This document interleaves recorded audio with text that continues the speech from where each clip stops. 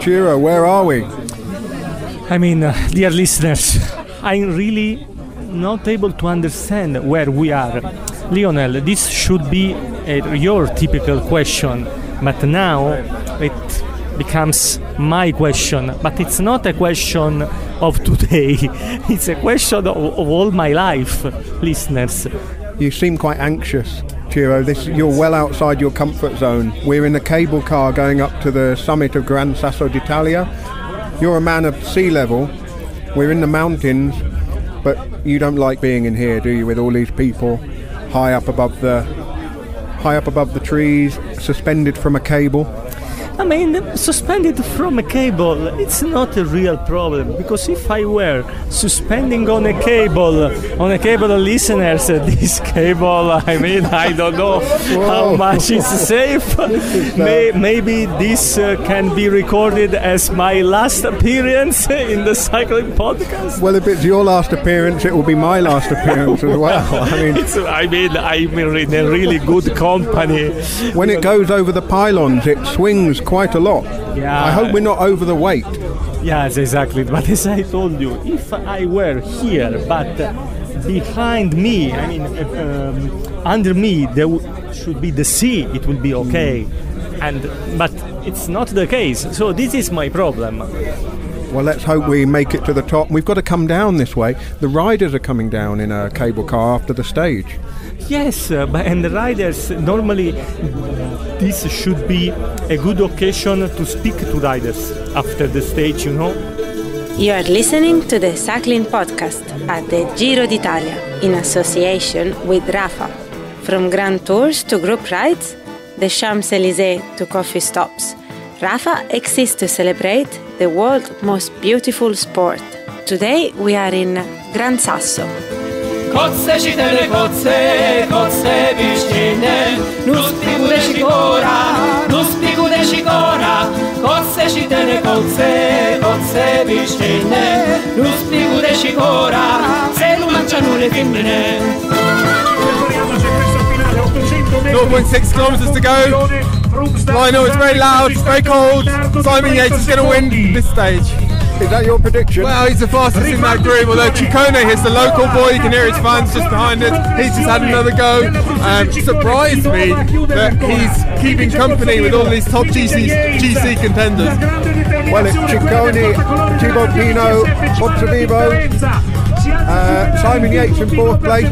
Chris Froome is losing ground now, isn't he? He seems to be. At first he was getting dropped and we thought it was just the usual Froome yo-yo act, but no, here comes Pozzovivo. Best finish of the Giro so far. Well, it's the only one we've attempted to commentate on, poorly. I think Rob Hatch is safe. I think he is very, very safe. But here comes Pozzovivo. But look, Yates is just nestled on third wheel. He's going to come round Lionel any second. You're going to see him. So a stage win and another time bonus for Yates in the offing. You can already announce it now. Yates wins, 10-second bonus. Questa è la situazione. Pozzovivo può venire, non c'è nulla da fare in questo istante. Parte Yates, la maglia rosa di Yates ad allungare. Ultime fasi di gara con Yates in testa, che bella azione, la maglia rosa al comando. Signore e signori, prepariamoci perché uno sprint a ranghi ristretti vince Simon Yates. How much do I get for that? Hey, how much of a bonus? Never mind the 10-second bonus for Simon Yates. What's my bonus? Well, the thing is, we've been talking about how Yates and Pinot are the two quickest over the ground, and they proved it there. Right, let's go and do some work, Lionel. Off you go. Who you go? Where are you going? I'm going to wait for Froome, I think. I'm going for Pozzovivo. See you later. Okay. Lionel, did you get Froome? No, I didn't. Oh, no. I know. Well, they came around the corner here and they've gone into the Refugio Campo Imperatore. Like Mussolini was rescued from. Is this the exact structure. I think. Or is it that building over there? Anyway, one of these three buildings that we can see. Who's going to rescue Chris Froome? Well, all the riders have gone in there. This is the so-called warm room because it's absolutely freezing up here, and the riders are being shepherded in there. Giro, of course, got in, and then as soon as I tried to get in, a hand on the chest from security stopped them going in. Chris Froome's bodyguards just disappeared inside, so that's always a good sign. So his arrival out here should be imminent. Well, I didn't get to speak to Chris Froome, but Daniel did manage to catch up with Domenico Pozzovivo of Bardet Merida, who was fourth on the stage. I still had something in the tank in the finale, but the wind put a bit of a mental break on me. I at least wanted to gain some time on the guys who were hurting a bit more than me. In the end, I wasn't too far from the stage win. The whole day was fast and long. It was fast from Kalasha onwards.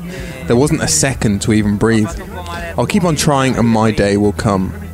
The pink jersey is a dream and we're pretty close now. We can certainly give it a try right up until the time trial.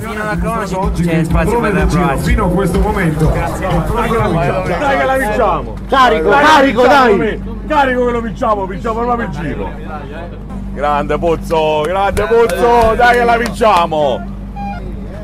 Carico, dai! Dov'è la vinciamo, dai! So, what's the verdict? Well, I don't know. I think it was all pretty close in the end. I mean, I think the first 10 guys were all pretty much the same time. I think there was like a 10. Froome was dropped and lost about a minute, and Arrow a little bit more. So, really? Surprised by that? Yeah, I am. Yeah, I didn't know that because I had a few. I was struggling a bit in the end. I couldn't get in my big chain ring, and I stopped to try to get it in, but I just couldn't. In the end, I just got the whole last 800 metres in the little ring and just ran out of gears and couldn't hold on. But those boys dropped. I mean, that's nice going into the rest day actually for me. And I guess a sign that it was a hard day and not just a hard final climb. No, it was just 225k, and you got to remember the altitude. The altitude and 2,000 metres, and I think like we're starting to see that fatigue come in. The end of the second week, and halfway nearly, and seeing those cracks in the other guys is good. And I think if they crack today, we're going to see even bigger gaps in the coming days. That was George Bennett. I suppose he didn't really realise how well he'd done today. Going to try and get a word with someone in the Sky camp. We're still waiting for Froome, but I can see Nicolas Portal, Director Sportif of Sky. Let's see what he's made of Chris Froome's day. So Nico, we all saw Chris getting dropped with the kilometres to go. We thought that it was the normal thing that Chris does, and then he was going to get back on. And what was he telling you? Well, no, nothing actually. I just asked Sergio to don't wait for him, but I think Sergio straight away wait for him anyway. Not a really good day for him today. I'm sure he had some better hope. The last couple of days he was getting better and giving him a lot of confidence also, so I think he was hoping for best for more than that. But yes, 1k and a half from the top, start to drop one time, he came back and then he dropped again. So at the end I think it's 1 minute or 7. So this is not the better for sure, but let's say it's 2 weeks race again. So we need to keep fighting, and anyway the guys are on a good spirit. Chris also, so we know it's a big challenge to win the Giro. So let's make the best of it.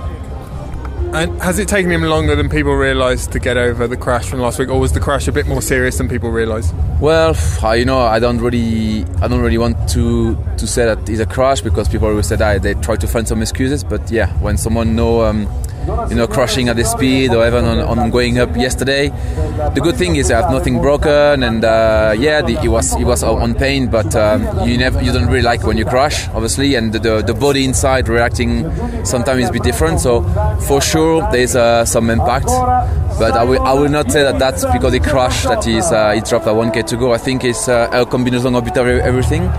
The plan was for him to don't start also on the best condition, because he got the 2 in mind also, but and build up to the I would say the second part of the second week or the third week. So, but the crashes and everything for sure that not help. Well, I've no idea where Daniel is, but I'm in the room where the cable cars come in, and it's quite chaotic in here. The riders are coming up. They come round the back way. Some of them are coming with their bikes. They're all wrapped up pretty warm because it's very cold here. Quite unusual. I've never seen anything like this before at a Grand Tour. The riders going down in a cable car. Here's Tom Dumoulin. I think they're pretty keen to all get down as quickly as possible. I lost sight of Daniel and somehow managed to sneak my way into the waiting room where the riders and their team helpers were waiting for the cable car. It was all a bit chaotic in there, but I managed to speak to EF Education First rider Hugh Carthy, who was in the break all day, Tom Dumoulin's domestique Sam Oomen, and Sean Kelly, who is here working for Eurosport. You're refuelling after what I must imagine is a pretty hard stage. No, it was a long day. Are you able to put it into context with other hard days you've done? I mean, the break you just go kind of smooth all day, so well, some days are harder when you go harder and easier, so. You gave it a real go trying to close down the gap in the final 5k or so. Yeah, I knew it was over by then, but what can you do? What's going through your mind trying to calculate what's the best moment, what's the best move to follow? I don't know, I was watching the most experienced riders in the group and trying not to do any more than them. Yeah, that was about it. But in terms of a big day out in a Grand Tour, you've got to be pleased with how you rode. Yeah, it was a long day out, but in the end for nothing. Have you ever got down from a mountain in a cable car after a race? No, and until I get down, I still haven't. Well done. Thank you. Sam, I'm from the Cycling Podcast. Can I ask you a couple of questions? Sam, from the team's perspective, are you happy with how it went today? Yes, definitely. I think Tom really managed to keep the damage low, and obviously they need to catch more time on him. And from what I could see on the final climb, he was quite in control all the time, and it looks pretty good to me. So a week into the race, he's in a very strong position, and I guess the next big battleground is the Zoncolan next Saturday. Yeah, is there not something else coming up already before? I don't know, it's a Giro, so every day there will be something crazy coming up, I think. But Zoncolan is obviously a big appointment. I think from all the climbs, that is the climb that that suits guys like Chaves and Pozzovivo the most, rather than Tom. So that would be definitely a really difficult and important day. What did you make of the climb today? Me, myself, I just every day try to hang on as long as possible for at Tom's wheel.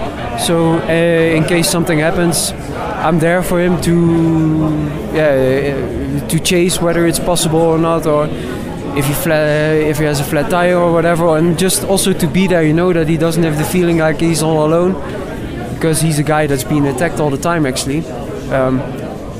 And once like today, I didn't have my best day, so then I got dropped at one moment, and I get the team is fine if I just then do my own pace and try to hang on as long as possible. And now I was with Froome, and then I can be I just try to hang on that wheels then. Lastly, is it a concern that riders like Simon Yates and perhaps Pinot can steal the time bonuses? Every second counts. We saw that last year. Yeah, every second counts. That's definitely true. So I don't know how much the difference is at the moment, but every second counts. That's true what you say. Yeah. And have you ever taken a cable car down from a mountain finish? Not from a mountain finish, but on my holidays I did. Yeah. But it's a new experience at a race. Yeah, it's a new experience, yeah. And maybe we're going to miss out because it seems pretty busy again. Well, I hope I'm going to get down, but you're going to get down before me, I think. Yeah, I hope so. Did you ever have to take a cable car down after a stage in a Grand Tour when you were riding? In the Grand Tour, no. But in Dauphiné, yes, in Grenoble. It's not been very popular with the riders. Well, I can understand why it's not popular with the riders. If you look at the last number of days, yesterday the riders arrived at the top of the mountain. There were to be 3 team cars allowed up.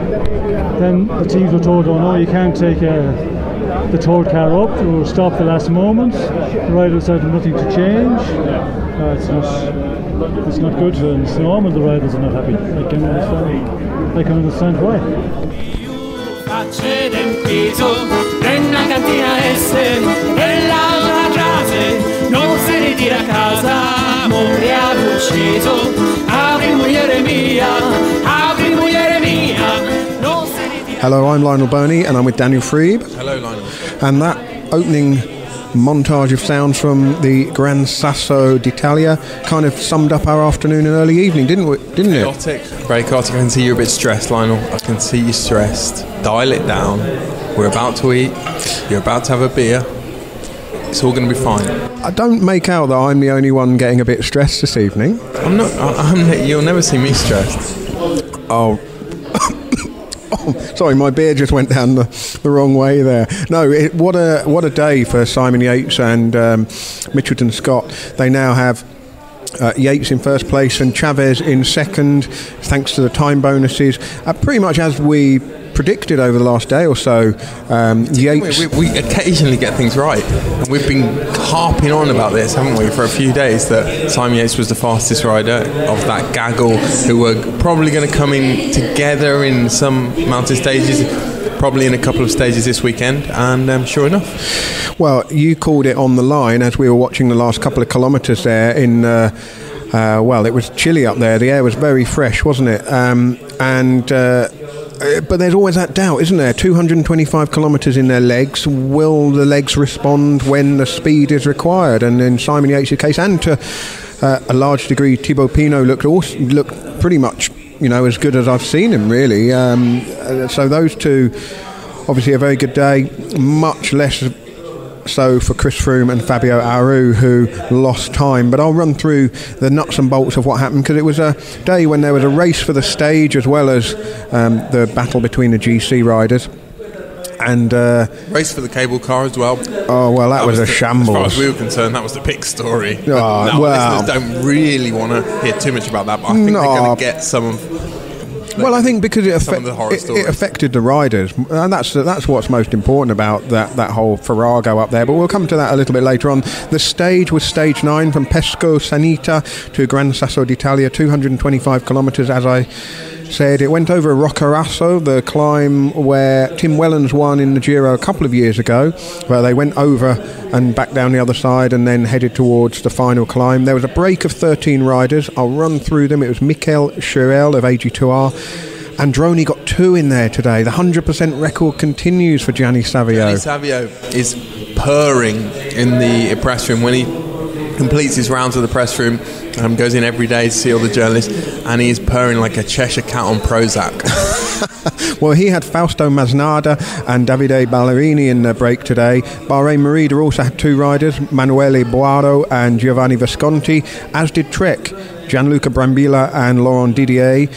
The other riders in the group, Cesare Benedetti of Bora, Tim Wellens of Lotto, Nat Behane of Dimension Data, Hugh Carthy of EF Education First, Maxim Belkov of Katusha, and Alex Turin of Villa Triestina. They had quite a big gap at one point. When we arrived at the finish, they were still 9 minutes up the road, but as they reached the bottom of the final climb with sort of 26.5 kilometres to go, it was down to 3 minutes 50 and looking touch and go, and there were some tired old riders in there. It all began to kind of break up and kick off with around 18-19 kilometres to go. That's when Masnada went solo and was looking really good for a while. Not a rider I've seen anything of before. A new one certainly for us. And when Daniel shakes his head about obscure hipsterish Italian pro-continental riders, then I know there's not some big story lurking. Yeah, but we'll try and maybe when we speak to Gianni Savio, we're going to have to find out about some of these guys. That Masnada's move off the front coincided with Mitchelton Scott getting to the front of the GC group, and they were winding it all in because they had their eyes on the stage win and the time bonus. Manuele Boaro went behind Masnada, and those two were chasing one another well, they weren't chasing one another, were they? Boaro was chasing. For a while, Masnada looked good. But he was fading. Then Hugh Carthy made a move with 5 kilometres to go, and as you heard, he felt he left it too late. He was swept up with around 4 kilometres to go, and then Masnada lasted till around about 3 to go, and then we had some splits happening. Fabio Aru was in trouble already by this stage, and then came the race for the stage win. Giulio Ciccone had a couple of attacks. The local boy, We went into Abruzzo today. We started in Campania and we went into Abruzzo, and Ciccone is from Abruzzo. He had one go of quite a long way out, and then had another go around just over a kilometre out. In the meantime, Miguel Angel Lopez also had a little dig, but none of that succeeded, and it came down to this sprint between Simon Yates. Well, Domenico Pozzovivo was looking really good for a little while, wasn't he? And then, Yates had the gas to win the stage, extend his lead in the pink jersey. He actually won the stage ahead of Pino and Chaves, so they swept up the time bonuses. Pozzovivo and Carapaz were next, then Formolo, then Bennett, Dumoulin and Lopez, and the big losers were Chris Froome, 1 minute and 7 down, and Aru, 1 minute and 27 down. So Yates and Chaves now 1 and 2 overall. Froome has slipped out of the top 10 to 11th, 2 minutes 37 down. And Daniel, I'm surprised your rumour, which originated from the queue for the... Well, you've converted it into English. Was it not Hans Kolk from NOS, the Dutch broadcaster? It was. Who suggested to me that Chris Froome might be leaving tomorrow morning, in which case he's given me the slip, because we've got an appointment with him. We're going to speak to him tomorrow at 11 o'clock. But, Lionel, when was the last time, and I don't know the answer to this, when was the last time Chris Froome lost that much time in a mountain stage? That is a very good question. I mean, I almost feel that this is being overlooked, the magnitude, the importance of this moment, because it's not quite in the rain at Les Arcs, but this is the first time we've really seen him. It was so close to the finish. Can you really talk about him cracking? But certainly conceding a big wedge of time in the mountains, and not looking very good in the process. That's a thing. It's not that it's come out of the blue either, is it? He's been faltering all week, really, since the crash before the opening time trial back in Jerusalem. He's not looked convincing anywhere. There was about a 500 metre section on Etna where he looked half decent. He slipped on that right-hand corner yesterday, landed on his side again, the side that he'd landed on in Israel. The Skybus last night didn't feel a particularly happy place. And today, he's now 11th, 2 minutes 37 down, and no matter how good he is, I would say that is going to be difficult, very, very difficult to peg back. I think he's got almost a week now of... Well, it depends. There are a couple of stages this week coming in, Umbria and Le Marche. Particularly stage in Le Marche, I think, will reserve a few surprises. That region is notorious for its short, steep climbs. However... if we get fairly innocuous stages where a break goes away and the GC guys don't really test each other, he could potentially have 3 or 4 days now to recover, and in anticipation of another big weekend next week with the Zoncolan.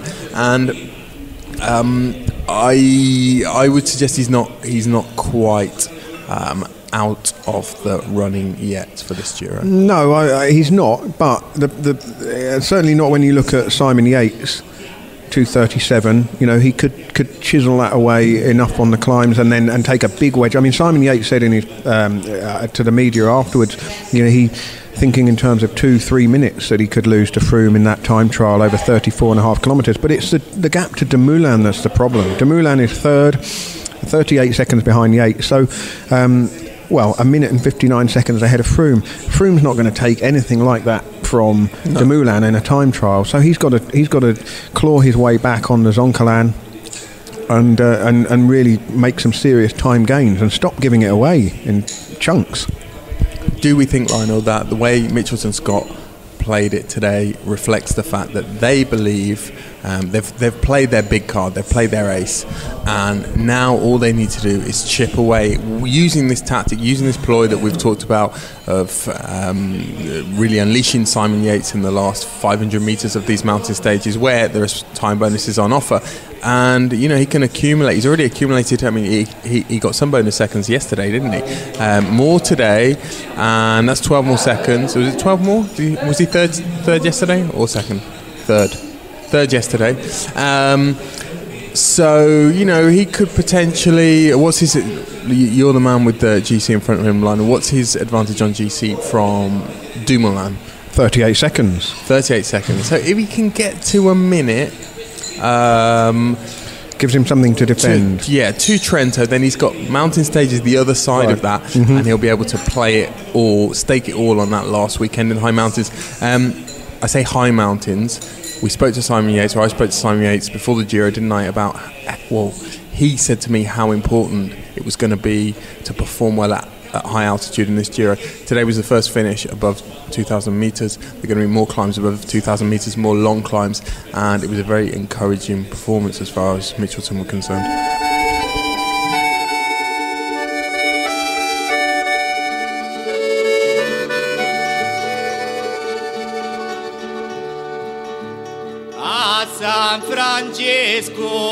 A community around the world. Stories and films with the most compelling characters. The world's finest apparel. Explore the world of cycling with Rafa.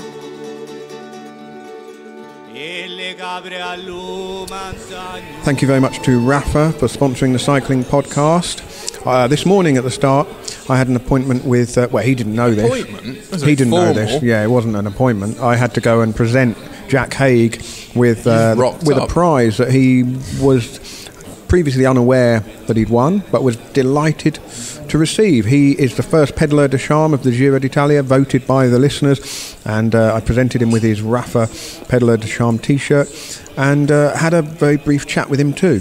Jack, it was a painful start for you in the Giro, but you've been pedalling very well, doing a lot of work. How has it been this first week? It's been pretty good. The team's riding super well. I think we can't ask for much more with Simon in the pink jersey and Chaves sitting right up there in GC. What's it actually like working for the race leader in the Giro?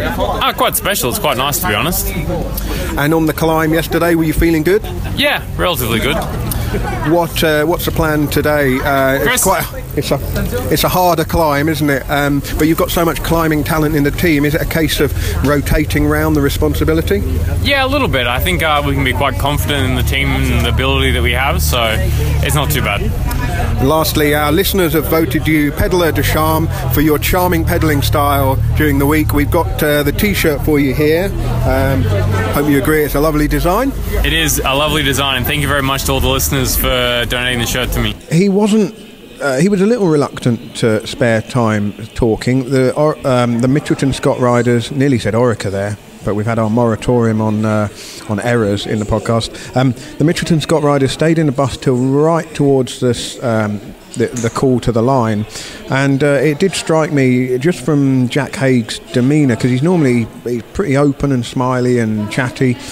Just what a big day those guys had in front of them. 235 kilometres. They'd done a lot of work on yesterday's stage on the final climb, and did the same again today, and there must have been a sense of trepidation. Are they going to be up to it? But what really struck me was that Jack Haig was back there at the front again, and the likes of Roman Kreuziger and Mikel Nieve have yet to do anything. They really haven't had to get on the front and start driving things along yet, and that must be a tremendous advantage for Mitchelton Scott looking towards the final week, when you bear in mind also that there will have to be a selection between Yates and Chaves. If they're so close on GC, they've still got one or other of them to put to the wheel. They're the only team in anything remotely close to that position.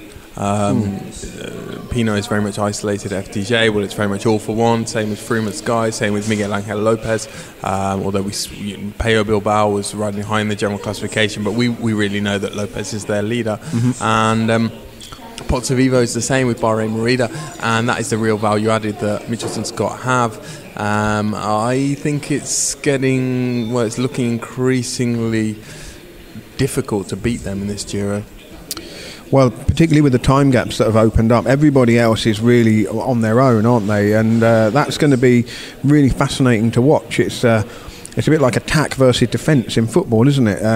Now it's up to the others, but somebody, they're going to need to work together a little bit, and knowing that they could well fall out of contention themselves if they do too much. It could well be that everyone is fairly defensive, because they haven't got enough to land a knockout blow themselves, and they'll need to form some alliances.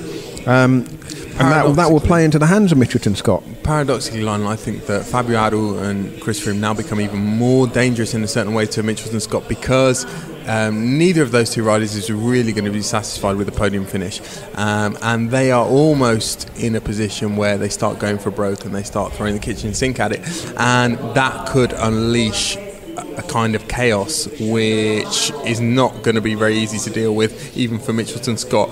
There are so many riders still in contention.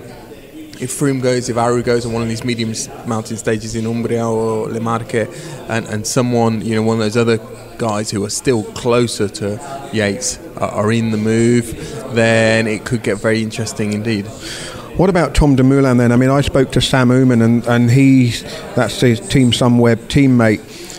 Oomen, he said he's very satisfied with how the day went.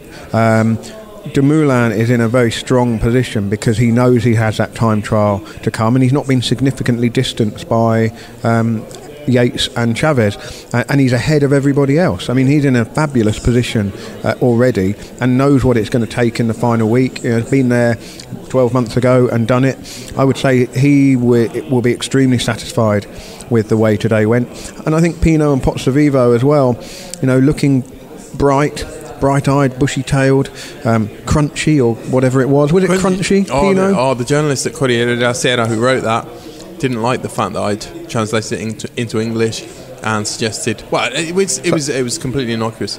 I was just reflecting on the fact that it was an idiom. It's an idiomatic use of the word crunchy in Italian. Does it mean kind of gritty rather than? No, it kind of means sprightly. Oh.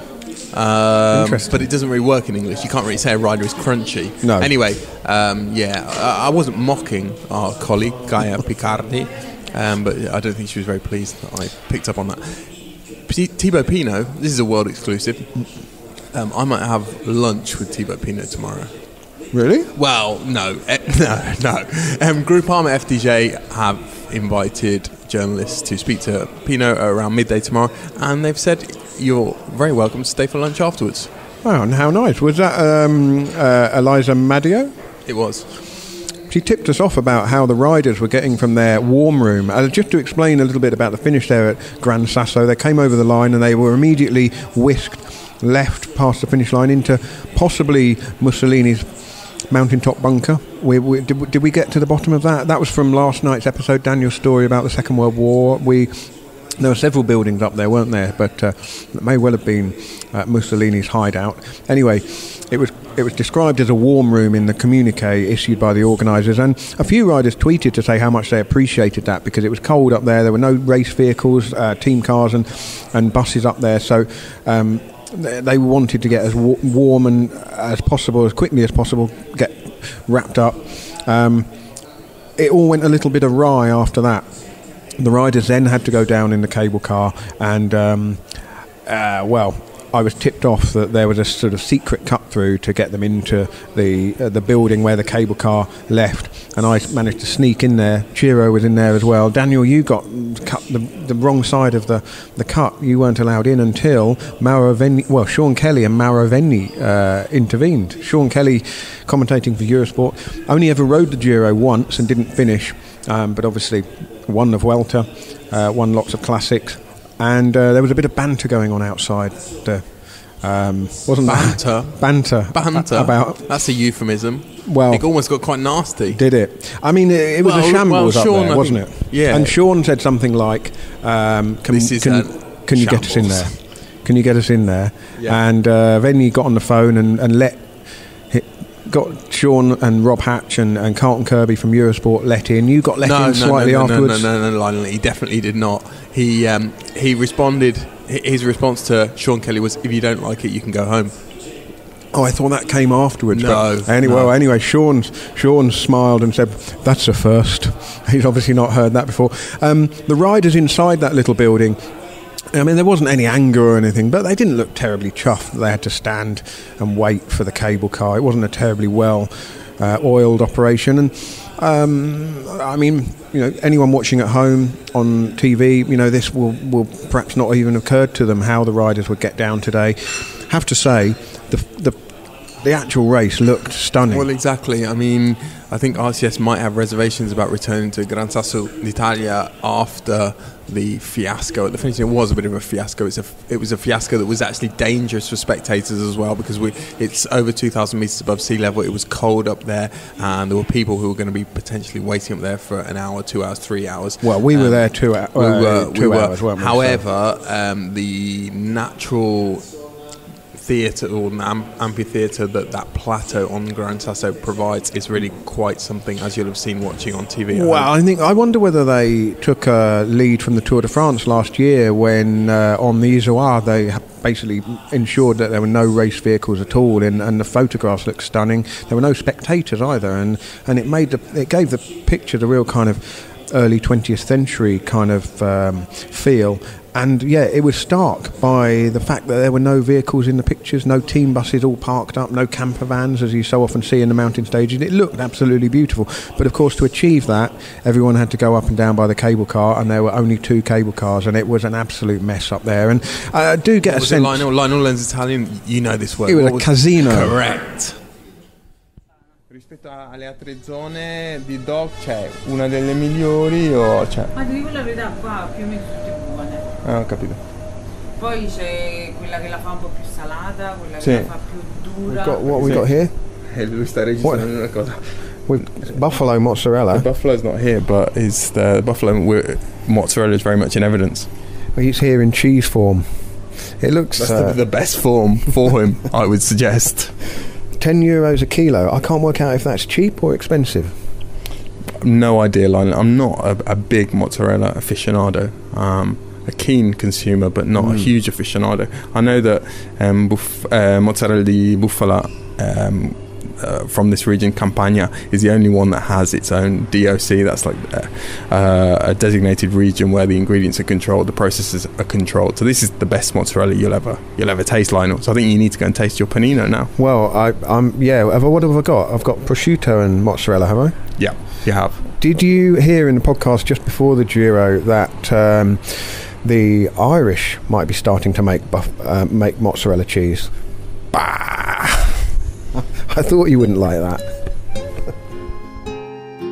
The Cycling Podcast is supported by Science in Sport. Independent research shows 10% of sports nutrition products would get a professional rider banned. Trust Science in Sport, the world's highest standard of banned substance testing. Thank you very much to Science in Sport for sponsoring the Cycling Podcast. If you'd like to get 25% off all Science in Sport products, go to their website, scienceinsport.com, and when you check out, enter the code SISCP25. Just before that, you heard something else that relates to nutrition loosely. We stopped off in Campania this afternoon. We went into what was basically a service station, and in the service station they were selling big plastic bags of buffalo mozzarella, and it reminded us that Richard Moore's not here, the buffalo's not here. You know, I mean, missing him now. As soon as you saw that mozzarella, you started missing him, didn't you? You hadn't mentioned him for a few days before that, but then as soon as you saw that mozzarella... Oh, that's not true. But yeah, the buffalo mozzarella, well, it's the region's famous for it, of course. You were aghast at the idea that the Irish might start making it, but there we go. We've now reached a rest day. I was tempted to say... We've reached a restaurant as well, thankfully. Yeah. After a very tortuous, difficult, long drive. The listeners don't want to know about, but they don't want to know. Plenty last week, didn't they? When you were bombarding them with your tales of woe. Oh, they don't want to hear about this. No, we will have dinner this evening. Hurrah. I was going to say that the Giro's reached the end of its first phase, but it hasn't really, because there have been several phases within this first 9 days of racing. Of course, the Israel bit at the start, and then the long transfer, and then Sicily with its sort of challenging logistics for the teams as well. I mean, they were back and across the island and spending a lot of time in the team bus and the team car, getting across the Strait of Messina. And since then, we really have had the the accelerator pushed down. We've covered hundreds of kilometres. I mean, we're past Rome now, aren't we? And we're in the Apennines, and we're then heading across. Tonight we'll be staying not far from Pescara, and then the race will continue. It's almost like leaping up the what is it? Up the calf of Italy. Oh yeah. Well, under the kneecap. Up to the kneecap. Yeah. What have we made of the race so far? I think it's a stark contrast to last year, where I can remember at this stage last year we were still wondering whether the Giro was going to get started, and of course it was the 100th edition. It was supposed to be spectacular and special, and nothing much had happened by this stage. Whereas this year we've boiled down the race for the GC, and I would say that really there's 7 riders solidly in it, and everyone else has maybe got a... That's a lot. I mean, you said the racing has really kicked off. For the podium then maybe. Yeah, the racing, you say it's kicked off. I would suggest it's still... There's still quite a lot of conservative racing going on. That's not to say it's not fast, because it is. I don't think anyone's sort of holding back and in terror, in fear of the last week, as we said a couple of days ago. They were last year. However, I think it'll be interesting to see this week whether we start to see the effects of the 8-man teams. Don't forget, this is the first Grand Tour for many years ever, when they've been... Well, no, I think way back in... Yeah, I mean, right up to the sort of mid-80s, it was still 10-man teams, wasn't it? So sometimes even more before that. It is for several decades the first time we've had 8-man teams. And these stages in the Apennines over the next few days, they're sort of classed as transitional stages, medium mountain stages. They don't look as difficult as some of the equivalent stages in previous editions. However, the fact that there are only 8 riders on most teams, on all teams, unless they've lost some along the way, that might start to have a bit of an effect this week, and things might start to get a bit chaotic, which is what we hope. Well, I think the thing that strikes me is how thoughtfully, really, Mitchelton Scott have gone about things. They've targeted the time bonuses cleverly when they've been able to. They managed to catapult Chaves back up there with the break on the stage to Etna, and really so far it's going extremely well for them. Everybody else must look at that and think, oh well, maybe we should have been on the offensive at this stage. But of course we don't know yet how the final week is going to pan out, do we? That will of course be revealed. When does the moment come when the rest of the peloton, the rest of the field decides that Mitchelton Scott are by far the most powerful team in the race, and it's up to them to take it all on, and no one else is going to do anything until the moment comes where they fire their leaders off down the road? Well, it could well be that it's not until the Zoncolan that they have really any opportunity, because it needs to be really hard certainly for the likes of Froome, Aru and Lopez to haul themselves back up. If they were to get within a minute and a half or 50 seconds of Simon Yates, all of a sudden it's all to play for again, isn't it? But at the moment they're just on the periphery of things. But like you said earlier, that's quite a powerful set of allies if they were to choose to watch out for each other and take the fight to Mitchelton Scott, because it would be all in all of their interest to make it really aggressive, make it hard. But we shall see how that all goes. There's a long way to go before we get there. Rest day tomorrow, Lionel. What we got coming tomorrow? We got a kilometre zero. I might have lunch with Thibaut Pinot. What is the kilometre zero? The kilometre zero is about Thomas Dekker, the rider. Thomas Dekker and Tom Dumoulin, as Chiro would say, in a certain way. It is about both sort of. A Venn diagram involves 3 things, but they're circles that don't really overlap. No, but they do touch slightly because they're both Dutch. It's a kind of sliding doors. Well, it's isn't sliding doors. But who is the sort of mousy but likeable Gwyneth Paltrow who I can't remember the storyline now. One of them becomes very glamorous, and I think her life goes completely wrong, and the other one, kind of continues in a sort of honest. Well, let's put it this way: Thomas Dekker had a lot of promise and it didn't fulfil it, and took a few wrong turns. Well, I tell you what, should we hear a little clip from tomorrow's Kilometre Zero? Give you a bit of a taste. We spoke mostly about Thomas Dekker, but here he is talking about cycling in general and how it's changed since he retired in 2014. Okay, play the Thomas Dekker trailer in there. Yeah. Yeah, there'll be no regular episode tomorrow from us here at the Giro. We'll have a bit of a rest. I mean, you're off for lunch with Thibaut Pinot. I'm, what am I doing? I'm off to the laundrette, the lavanderia. Is that right? I think. Lavanderia. Yeah, okay. And we will be back with Stage 10 on Tuesday evening. But if you're looking for something to listen to on Monday, by Monday late afternoon, early evening, there may well be the first episode of our, I don't know what we're going to call it, but listeners have been calling in with their questions, leaving their questions on WhatsApp. We're calling it a press conference. We could call it a press conference. Yeah. So we will answer all the questions that have been phoned in, as long as they're clean and decent and won't get us into tricky legal territory. But we will try and answer as many as we can, space permitting, and we'll post that on Monday evening. Other than that, well, I think we've earned a rest day. I mean, I think I was in Israel a week ago. You were in Yorkshire a week ago, Daniel. It's like It's not like either of us have had we haven't had a gentle introduction to this Giro. It's felt quite challenging at times. I can't remember a Grand Tour that has been as logistically tricky right from the off as this. No moaning, no excuses. That's not moaning. That's not moaning. And say it always makes me recognise that the riders. All right, it's easier for them in a lot of senses that off the bike.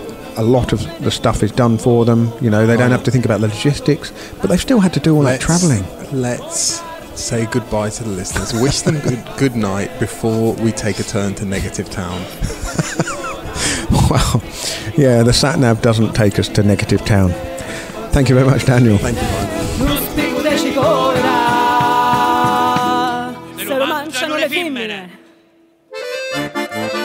A community around the world. Stories and films with the most compelling characters. The world's finest apparel.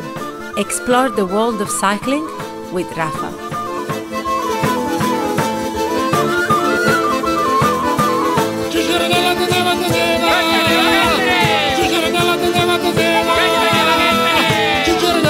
Giardina che la raccolgo con l'acqua nel vino, ci gira nella tenevo giardina che la raccolgo con l'acqua